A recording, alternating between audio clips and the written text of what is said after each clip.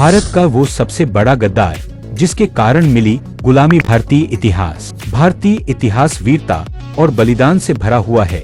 देश कई वीर राजा और महाराजा हुए हैं जिनकी नाम आज भी आदर से लेते हैं गद्दार। भारत में कुछ गद्दार भी ऐसे हुए हैं जिनकी गद्दारी की कीमत भारत देश आज भी चुका रहा है। गद्दार मीर जाफर। भारतीय इतिहास का एक बड़ा गद्दार मीर जाफर है जिसके कारण भारत में अंग्रेज अपने कदम जमा सके और फिर विस्तार करते गए। सबसे बड़ा गद्दारी का जिक्र होता है तो मीर जाफर का नाम सबसे पहले लिया जाता है। उसने गद्दारी की ऐसी मिसाल पेश की कि मीर जाफर का नाम सबसे बड़े गद्दार के रूप में लिया जाने लगा।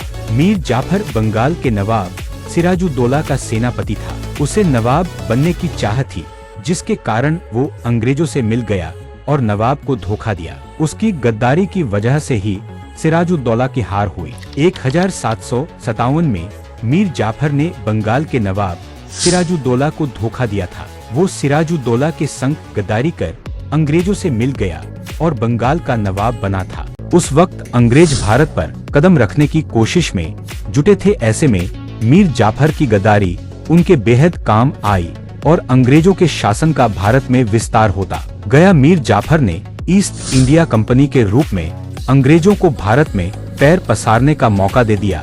इसी के बाद भारत में अंग्रेजों के शासन की नींव पड़ी और भारत गुलाम हो गया। मीर जाफर की इस गद्दारी की वजह से ही उसकी हवेली का नाम ही नमक हराम की जयोढ़ी पड़ गया और आज भी लोग अपने बच्चों का नाम मीर जाफर रखना पसंद नहीं करते हैं।